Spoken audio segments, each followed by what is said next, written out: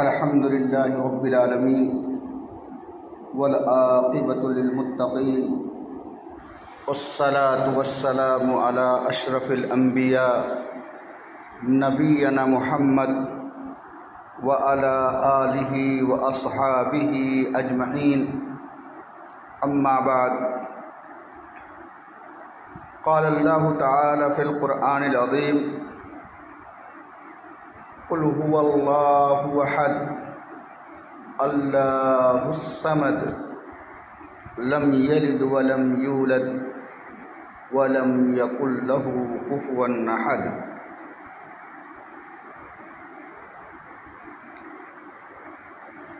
آج کا یہ درس جس عنوان پر ہے اور کتاب اصول الایمان کی شرح چل رہی ہے، اس کتاب کے اندر جو پہلا باب ہے وہ ہے اللہ تعالیٰ پر ایمان۔ اللہ تعالیٰ پر ایمان لانا یہ بہت ہی ضروری چیز ہے، اور اللہ تعالیٰ پر ایمان لانے کا مطلب یہ ہے کہ تم اللہ رب العالمین کے رب ہونے کا اقرار کریں اور اللہ تبارک تعالیٰ کے رب اور سید ہونے کا اعتراف کرنا۔ اسی طریقے سے اللہ رب العالمین کہ جو اسماء اور صفات کتاب و سنت کے اندر آئے ہوئے ہیں ان پر ایمان لانا۔ تو جو پہلا باب ہے اس کتاب کا، اللہ تبارک تعالیٰ پر ایمان لانا، اور اللہ تعالیٰ پر ایمان لانا یہ ایمان کے اصولوں میں سے ایک اہم اصل ہے، جس کی بڑی اہمیت ہے اور جس کا مقام و مرتبہ یہ بہت ہی بلند و بالا ہے، اور یہ اصول ایمان کی اصلوں میں سے ایک ہے۔ اور اللہ تبارک تعالیٰ پر ایمان لانے کا مطلب یہ ہے کہ بندہ اللہ رب العالمین کہ اللہ رب العالمین ہی کو اپنا رب مانے، اللہ رب العالمین کو اپنا خالق رازق مانے، اور اسی طریقے سے اللہ رب العالمین کی عبادت میں اللہ رب العالمین کے ساتھ کسی اور کی عبادت نہ کرے، اور اسی طریقے سے اللہ رب العالمین کہ جو اسماء اور صفات ہیں اس پر ایمان رکھے، اور اللہ رب العالمین جن اسماء اور صفات سے متصف ہے اس کے اندر کسی قسم کی تعویل، کسی قسم کی تحریف، کسی قسم کی تمثیل نہ کرے۔ اور اگر دیکھا جائے تو ہمارے اسلاف نے اور جتنے بھی انبیاء کرام اس دنیا کے اندر آئے، ان لوگوں نے توحید کے اقسام کی وضاحت فرمائی اور یہ بیان فرمایا کہ توحید پر عمل کرنا، توحید پر قائم رہنا یہی راہ نجات ہے، اور اسی میں انسان نجات پا سکتا ہے۔ اور انسان کے لیے ضروری ہے کہ وہ توحید کے جو جملہ اقسام ہیں ان اقسام کو مانے، ان اقسام پر اس کا ایمان ہو۔ آج کے اس درس کے اندر میں توحید کا معنی اور اس کا مفہوم بیان کروں گا، اور اسی طریقے سے توحید کے فوائد، توحید کا نتیجہ کیا ہے، اور اس توحید کو اپنانے کی وجہ سے انسان کو کون کون سے فائدے حاصل ہو سکتے ہیں۔ تو سب سے پہلے میں چاہتا ہوں کہ توحید کا معنی لغت میں کیا ہے۔ اہل لغت نے توحید کا معنی یہ کیا ہے کہ کسی چیز کو ایک اور ماننا اور ایک جاننا۔ گویا کہ توحید کا معنی کیا ہے؟ کسی چیز کو ایک جاننا اور ایک ماننا ہے، یہ لغت کے اندر توحید کا معنی ہے۔ اور وہ شخص جو اللہ رب العالمین کو اکیلا مانے، اکیلا جانے، تو ایسے شخص کو شرعی اصطلاح میں موحد کہتے ہیں۔ ایسے شخص کو جو اللہ رب العالمین کو ایک مانتا ہے، ایک جانتا ہے، ایسے شخص کو موحد کہتے ہیں۔ شرعی اصطلاح میں توحید کا معنی یہ ہے کہ اللہ تعالیٰ کو اس کے افعال، عبادت اور اس کے اسماء اور صفات میں اکیلا اور یکتا ماننا، یعنی اللہ تعالیٰ کو اس کے افعال، عبادت اور اس کے اسماء اور صفات میں اکیلا اور یکتا ماننے کو توحید کہتے ہیں۔ توحید صرف یہ نہیں ہے کہ ہم اللہ رب العالمین کو اپنا خالق و مالک سمجھیں تو یہی کافی ہو گیا، بلکہ توحید اس وقت تک مکمل نہیں ہوتی جب تک کہ بندہ اللہ تبارک تعالیٰ کو اس کے افعال کے ساتھ، اس کی عبادت میں، اس کے اسماء اور صفات میں اکیلا نہ مان لے، کیونکہ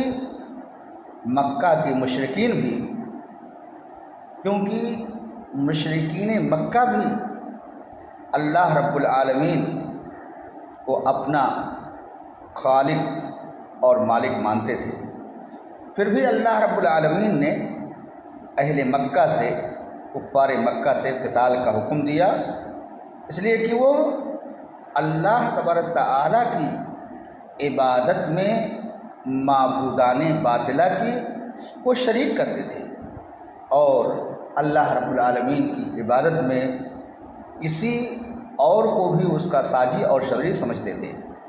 تو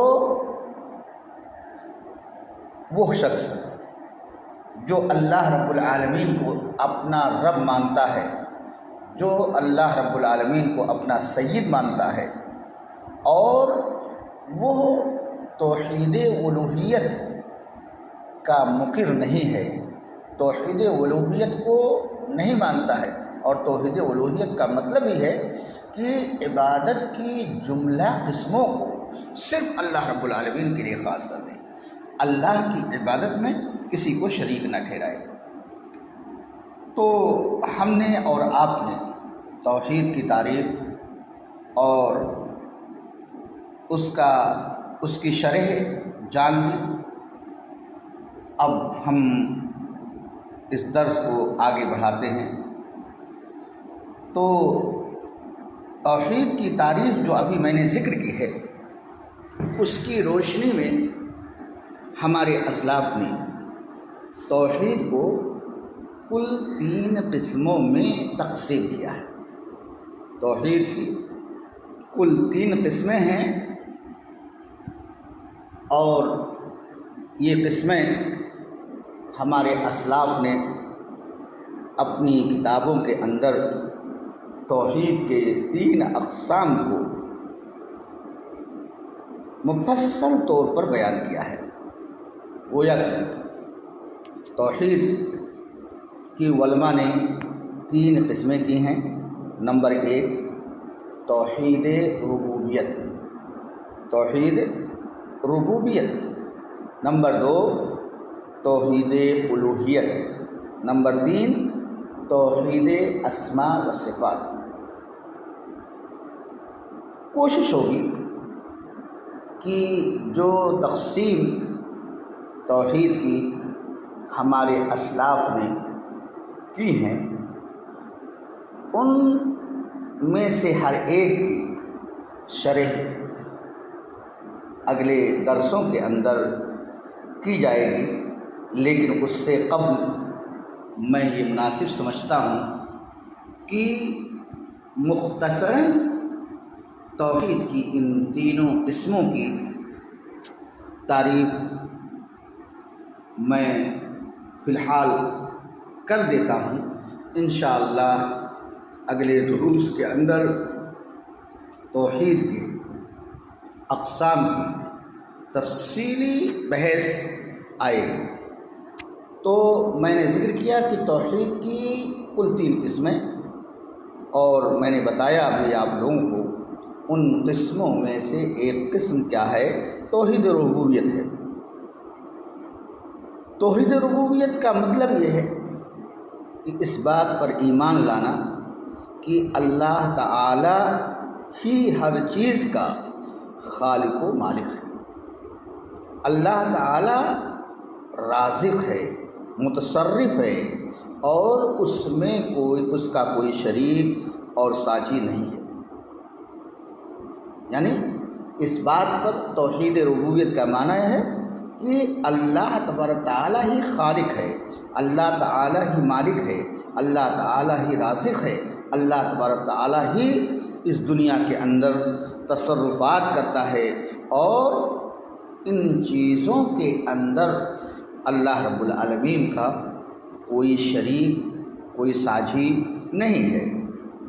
اللہ رب العالمین نے قرآن کریم کے اندر توحید ربوبیت کو کئی مقامات پر بیان کیا ہے، جس کی میں صرف آج کے اس درس کے اندر ایک مثال دیتا ہوں۔ وہ ہے اللہ رب العالمین کا قول۔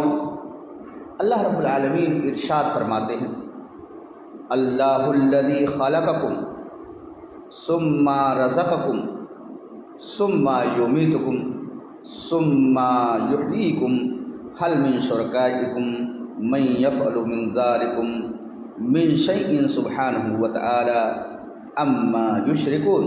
سورہ روم کی آیت کہ اللہ تعالی ہی نے تم کو پیدا کیا، اللہ تبارک تعالی ہی تم کو رزق دیتا ہے، اللہ تعالی تمہیں مارتا اور جلاتا ہے، اور کیا اللہ رب العالمین کے ساتھ کوئی شریک ہے؟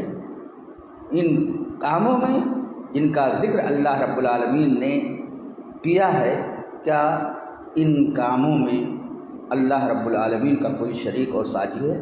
اللہ تبارک تعالی کی ذات پاک ہے، بلند و بالا ہے، وہ لوگ جو شرک کرتے ہیں۔ تو یہ ہے مختصراً توحید ربوبیت کی تعریف کہ بندہ اس بات پر ایمان لے آئے کہ اللہ تعالیٰ ہی ہر چیز کا خالق ہے، اللہ تعالیٰ ہی ہر چیز کا مالک ہے، اللہ ہی تعالیٰ رازق ہے، اور اس دنیا کے اندر، اس کائنات کے اندر صرف اور صرف وہی تصرف کرتا ہے، اس کے علاوہ کوئی تصرف کرنے والا نہیں ہے۔ ہم اور آپ سب لوگ جانتے ہیں کہ دنیا کے اندر جتنے بھی فرقے ہیں، جتنے بھی ادیان کے ماننے والے ہیں، سارے ادیان کے لوگ تقریباً اس توحید کا اقرار کرتے ہیں۔ اللہ رب العالمین نے قرآن مجید کے اندر نبی صلی اللہ علیہ وسلم سے مخاطب ہو کر کے فرمایا کہ اے نبی، آپ اگر ان لوگوں سے پوچھئے، یعنی کفار مکہ سے، کہ آسمان و زمین کو کس نے پیدا کیا، تو ان کا جواب کیا ہوگا؟ اللہ رب العالمین۔ تو جتنے بھی ادیان کے ماننے والے لوگ ہیں وہ سب کے سب اللہ رب العالمین کی اس توحید کی، توحید ربوبیت کا اقرار کرتے تھے۔ اور آپ کو ابھی بتایا گیا کہ توحید ربوبیت کا جو اقرار کرتا ہے یا توحید ربوبیت کا اقرار یہ نجات کے لیے کافی نہیں ہے، اس لیے کہ اگر انسان اللہ رب العالمین کو اپنا رب مانتا ہے، رازق مانتا ہے، خالق مانتا ہے، حاکم مانتا ہے، لیکن وہ اس کی عبادت میں اوروں کو شریک سمجھتا ہے، اوروں کو شریک ٹھہراتا ہے، تو ایسی صورت میں گویا کہ وہ مشرک ہے، اور مشرک یہ نجات پانے والوں میں سے نہیں ہے، بلکہ اللہ رب العالمین نے اپنی کتاب کے اندر فرمایا کہ میں سارے گناہوں کو معاف کر دیتا ہوں سوائے شرک کے۔ تو یہ رہی مختصر تعریف توحید ربوبیت کی۔ توحید کی جو دوسری قسم ہے توحید الوہیت۔ توحید الوہیت کا مطلب یہ ہے کہ بندہ اس بات پر ایمان لائے کہ اللہ تعالی ہی معبود برحق ہے، اللہ تعالی ہی معبود برحق ہے، حقیقی معبود اس دنیا کے اندر ہے کوئی تو وہ اللہ کی ذات ہے۔ اور کلمے کا معنی بھی یہی تو ہے، لا الہ الا اللہ محمد رسول اللہ، کہ اللہ کے علاوہ اس دنیا کے اندر کوئی بھی حقیقی معبود نہیں ہے۔ تو توحید الوہیت کا معنی یہی ہے کہ بندہ اللہ تعالی ہی کو معبود برحق تسلیم کرے، اس کی عبادت میں کسی اور کو شریک اور ساجی نہ کرے۔ اور لا الہ الا اللہ کا معنی یہ کہ اللہ کے علاوہ کوئی اس دنیا کے اندر حقیقت میں پوجنے کے لائق نہیں ہے، اور اللہ رب العالمین کا کوئی شریک اور ساجی نہیں ہے۔ اور توحید کی یہ قسم یعنی توحید الوہیت وہ قسم ہے جو ایک مومن اور موحد اور ایک مشرک اور کافر کے درمیان امتیاز پیدا کر دیتی ہے۔ اور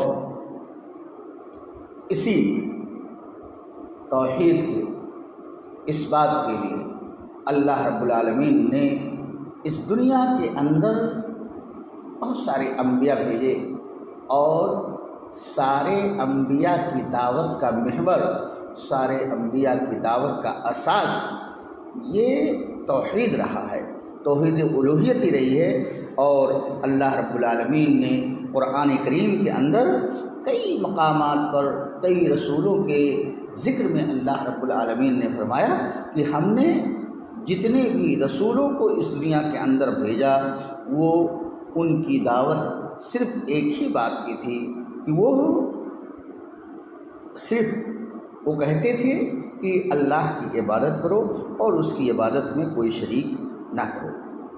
توحید کی جو تیسری قسم ہے، توحید کی جو تیسری قسم ہے توحید اسماء و صفات۔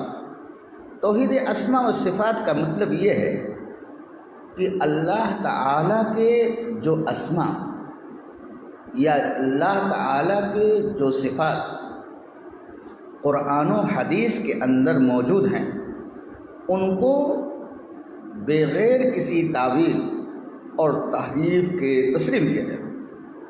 اور اللہ رب العالمین نے جن اسماء اور صفات کو اپنے لیے ثابت کیا ہے انہیں ان کے معانی اور ان سے متعلق کتاب و سنت میں وارد احکام سمیت اللہ تعالیٰ کے عظمت شایان شان وہ اس طرح ثابت کیا جائے کہ نہ کسی کی صفت نہ کسی صفت کی نفی لازم آئے اور نہ تعطیل، تشبیہ اور تحریف ہو، اور اللہ رب العالمین کی ذات ان تمام عیوب اور نقائص سے پاک ہے، جیسا کہ اللہ رب العالمین نے قرآن کریم کے اندر فرمایا قل هو اللہ احد، قل هو اللہ احد اللہ الصمد لم یلد ولم یولد ولم یکن له کفوا احد۔ اللہ تبارک تعالی نے قرآن کریم کی اس صورت کے اندر فرمایا کہ اے نبی آپ فرما دیجئے کہ اللہ تبارک تعالی اکیلا ہے، اللہ تعالی بے نیاز ہے، نہ تو وہ کسی سے پیدا ہوا ہے اور نہ ہی اس سے کوئی پیدا ہوا ہے، اور اللہ رب العالمین کا کوئی شریک اور ساجی نہیں ہے۔ اور اللہ رب العالمین نے قرآن کی دوسری آیت کریمہ کے اندر بیان فرمایا کہ لیسا کمثلہ شیء وہو السمیع البصیر، کہ اللہ تبارک تعالیٰ کے مثل کوئی چیز نہیں اور وہی سننے والا اور دیکھنے والا ہے۔ توحید کی قسمیں، توحید کا معنی جاننے کے بعد ہم یہ جاننے کی کوشش کریں گے کہ توحید کی اہمیت انسانی زندگی میں کیا ہے، توحید کی اہمیت کیا ہے۔ تو توحید کی اہمیت یہ ہے کہ دنیا میں نمبر ایک، دنیا میں جتنے بھی انبیاء اور رسول آئے سبھی کا مشن ایک تھا، اور وہ کیا تھا؟ اللہ تعالیٰ کی توحید کا اعلان اور تمام معبودان باطلہ سے برات کا اظہار ہے۔ یعنی جتنے بھی انبیاء اس دنیا کے اندر آئے سبھی لوگوں نے اللہ تعالیٰ کی وحدانیت کا اعلان کیا اور معبودان باطلہ کی عبادت سے براءت ظاہر کیا۔ اس نمبر دو، انسان کی نیکیوں اور اچھائیوں کی قبولیت کی بنیاد توحید ہے۔ انسان کی نیکیوں، اچھائیوں کے قبول ہونے کی بنیاد توحید ہے۔ یعنی اگر انسان موحد نہیں ہے، اللہ رب العالمین کو ایک نہیں مانتا ہے، تو اس کی نیکیاں، اس کے حسنات یہ قابل قبول نہیں ہوں گے۔ اور نمبر تین، توحید نہ ہو تو کسی نبی سے قرابت اور رشتہ داری بھی کوئی فائدہ نہیں پہنچا سکتی ہے۔ یعنی اگر انسان اللہ تبارک تعالیٰ کو ایک نہیں مانتا ہے، اگر وہ کسی نبی کا بیٹا ہی کیوں نہ ہو، کسی نبی کے اولاد ہی سے کیوں نہ ہو، لیکن وہ نبی اس کے لیے فائدہ بخش نہیں ہو سکتا ہے۔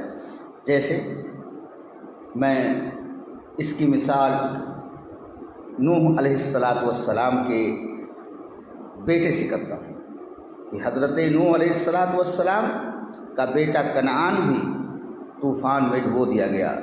نبی صلی اللہ علیہ وسلم سے ابو لہب کی رشتہ داری بھی کسی کام نہیں آئی۔ تو یعنی اگر انسان موحد نہیں ہے تو اس کی قرابت داری اسے نہیں بچا سکتی، اس کی رشتہ داری نہیں بچا سکتی۔ نمبر چار، اللہ تبارک تعالیٰ نے توحید کی معرفت کو فرض قرار دیا ہے۔ یعنی توحید کا سیکھنا، توحید کا جاننا یہ ہر مومن پر فرض ہے، اور نمبر 5 قرآن کی ابتدا اور اس کی انتہا توحید پر ہی ہے۔ یعنی قرآن کے اندر اللہ رب العالمین نے شروع سے لے کر کے اور اخیر تک توحید ہی کی وضاحت کی ہے۔ اور نمبر 6 توحید اللہ کا بنیادی حق ہے جس کا ادا کرنا ہر انسان کے لیے ضروری ہے۔ اب میں مناسب سمجھتا ہوں کہ توحید کی اہمیت آپ لوگوں کے سامنے رکھی گئی تو اس کے فیوز و برکات کیا توحید کے، یعنی اگر انسان توحید کو اپناتا ہے تو اس کے لیے کون سے فائدے اس کو حاصل ہوتے ہیں۔ نمبر 1 توحید خالص سے دنیا اور آخرت میں امن و سلامتی حاصل ہوتی ہے۔ یعنی اگر انسان خالص توحید کو اپناتا ہے تو ایسی صورت میں اس کی وجہ سے امن و سلامتی حاصل ہوگی، جیسا کہ اللہ رب العالمین نے قرآن کریم کے اندر فرمایا الذین آمنوا ولم یلبسوا ایمانہم بظلم اولئک لہم الامن وہم مہتدون۔ یعنی وہ لوگ جو ایمان لائے اور ایمان لانے کے ساتھ انہوں نے شرک کو نہیں ملایا، ایسے لوگوں کے لیے امن ہے اور ایسے ہی لوگ ہدایت یافتہ ہے۔ گویا کہ دنیا اور آخرت کی سلامتی توحید ہی کے ذریعہ ممکن ہے۔ توحید ہی کو اپنا کر کے انسان دنیا کے اندر آخرت کے اندر وہ ہدایت یافتہ ہو سکتا ہے، جیسا کہ اللہ رب العالمین نے سورہ انعام کی اس آیت کریمہ کے اندر ذکر کیا۔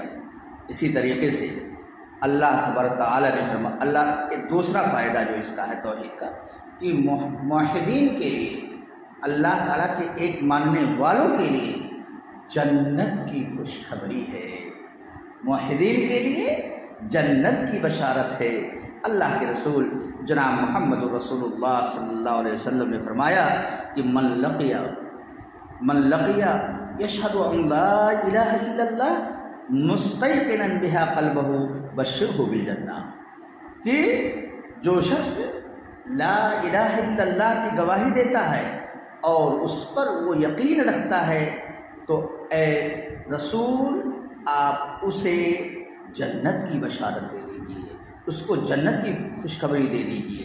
اسی طریقے سے اللہ تبارک تعالیٰ نے اور حضور اکرم صلی اللہ علیہ وسلم نے فرمایا کہ تیسرا فائدہ جو توحید کو اپنانے والا ہے، توحید کا مقر ہے، اس کے لیے یا اس پر جہنم کو اللہ رب العالمین نے حرام قرار دیا ہے، جیسا کہ اللہ کے رسول صلی اللہ علیہ وسلم کی حدیث ہے کہ آپ صلی اللہ علیہ وسلم نے فرمایا فَإِنَّ اللَّهَ قَدْ حَرَّمَ عَلَى النَّارِ مَنْ قَالَ لَا إِلَهَ إِلَّا اللَّهُ یبتغی بذلک وجہ اللہ، یعنی اللہ تعالی نے لا الہ الا اللہ کہنے والے پر جہنم کو حرام قرار دیا ہے۔ جو جہنم کی آگ کو، دوزخ کی آگ کو اللہ تبارک تعالیٰ نے حرام قرار دیا ہے۔ اسی طریقے سے چوتھا جو فائدہ ہے یہ دنیا اور آخرت کے خیر و بھلائی کا راز اسی توحید میں ہے۔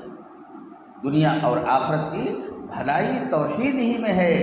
اور پانچواں فائدہ جو علماء نے ذکر کیا ہے کہ توحید کی بنا پر اللہ انسان کے گناہوں کو معاف کر دیتا ہے، اس کی خطاؤں کو درگزر فرما دیتا ہے، جیسے کہ اللہ کے رسول صلی اللہ علیہ وسلم کی حدیث ہے یا ابن آدم انک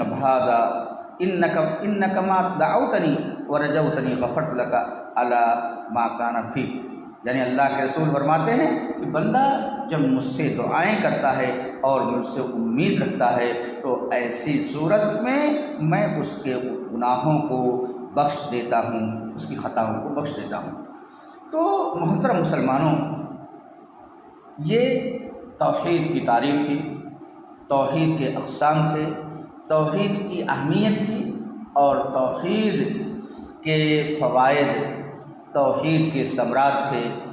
آج کے اس درس کے اندر میں انہی باتوں پر اکتفا کرتا ہوں اور انشاءاللہ اگلے دروس کے اندر توحید کے جو 3 اقسام ابھی میں نے ذکر کیے ہیں ان تینوں اقسام کی مکمل وضاحت کرنے کی کوشش کروں گا۔ الہ العالمین سے دعا گو ہوں، الہ العالمین تو ہم سب کو جب تک اس دنیا کے اندر توحید اور توحید کے تقاضوں اور توحید کی قسموں کے مطابق زندگی گزارنے کی توفیق عطا فرما۔ الہ العالمین جب ہمارا خاتمہ کر تو ایمان پر خاتمہ کر۔ الہ العالمین تو ہمارے مسلمان بھائیوں پر جہاں بھی کوئی مصیبتیں ہیں اے اللہ تو ان پریشانیوں کو دور کر، اللہ تم ان کی پریشانیوں کو دور فرما دے۔ اے اللہ تو ان کے یہاں امن و شانتی کو برقرار رکھ۔ وآخر دعوانا ان الحمدللہ رب العالمین۔ بارک اللہ لنا ولکم فی القرآن العظیم ونفعنی وإیاکم بالآیات والذکر الحکیم انہ تعالی جواد کریم۔ وصلی اللہ علی نبینا محمد وعلی آلہ واصحابہ اجمعین۔